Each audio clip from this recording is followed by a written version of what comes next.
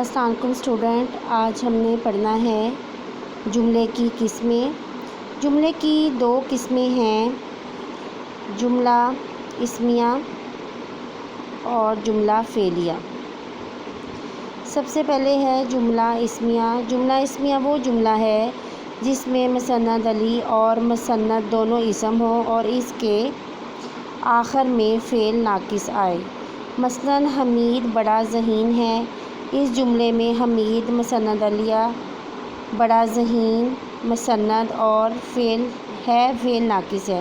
اسی طرح چائے گرم تھی، اس جملے میں چائے مسند علیہ، گرم مسند اور تھی فعل ناقص ہے۔ بچوں کل ہم نے جب پڑھا تھا مسند کے کیا معنی تھے، کل میں نے آپ کو اس کے بارے میں بتایا تھا، یا پیچھے تھوڑا دیکھیں گے کہ ہم اس کے متعلق بتائیں گے کہ وہ کیا کام کر رہا ہے، کہ اس کی خصوصیات بتانے کہ وہ کام کیا کر رہا ہے، وہ مسند ہے۔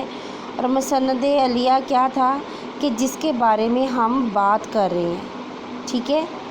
تو آج میں آپ کو اس کے جملہ اسمیہ کے ترکیبی اجزاء بتاؤں گی۔ ادھر آ جائیں آپ، جملہ اسمیہ، یہ دیکھیں جملہ اسمیہ اور اس جملے کے اجزاء ترکیبی۔ جملہ اسمیہ کیا ہوتا ہے؟ جو اسم سے شروع ہو، وہ جملہ جو اسم سے شروع ہو اور اس کے دو پارٹ ہیں۔ دو پارٹ کیا ہیں؟ مبتدا اور خبر، اور تیسرا بھی ہے وہ ہے فعل ناقص، یعنی اس کے تین پارٹ ہیں۔ مبتدا کا مطلب ہے جس سے کام شروع ہو رہا ہے، اور خبر کہ وہ ہمیں خبر دے رہا ہے کہ وہ کیا کام کر رہا ہے۔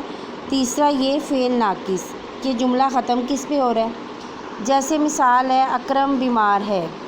اب آپ ادھر آ جائیں، اکرم کیا ہے؟ مبتدا ہے۔ مبتدا کے معنی ہے ابتدا، کہ جس سے جملہ شروع ہو رہا ہے، اور اس میں بیمار کیا ہے؟ خبر، کہ وہ ہمیں خبر دے رہا ہے، پیغام دے رہا ہے کہ اکرم جو ہے وہ بیمار ہے۔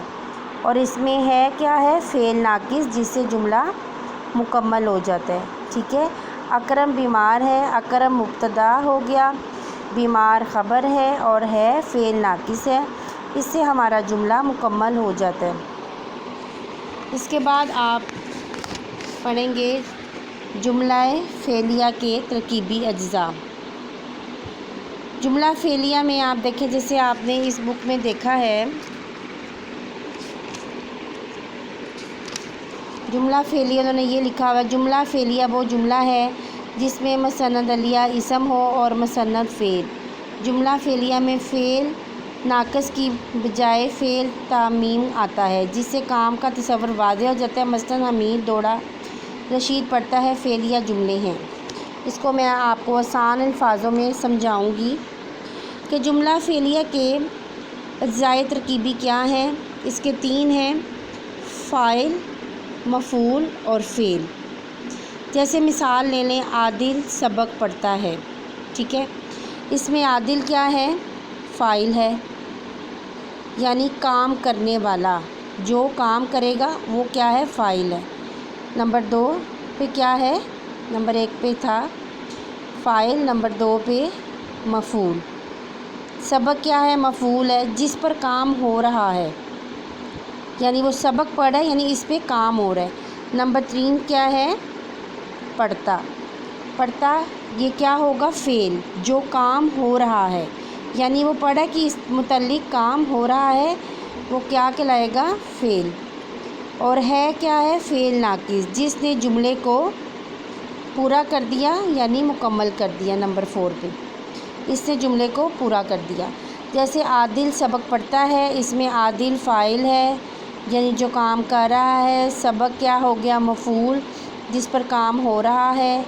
پڑھتا ہے کیا ہو گیا؟ فعل، جو کام ہو رہا ہے، اور ہے کیا ہے؟ فعل ناقص، جس نے جملے کو پورا کر دیا۔ تو یہ آپ کے جملہ فعلیہ کے اجزاء ترکیبی ہیں، جو میں نے آپ کو آسان الفاظوں میں سمجھائے ہیں۔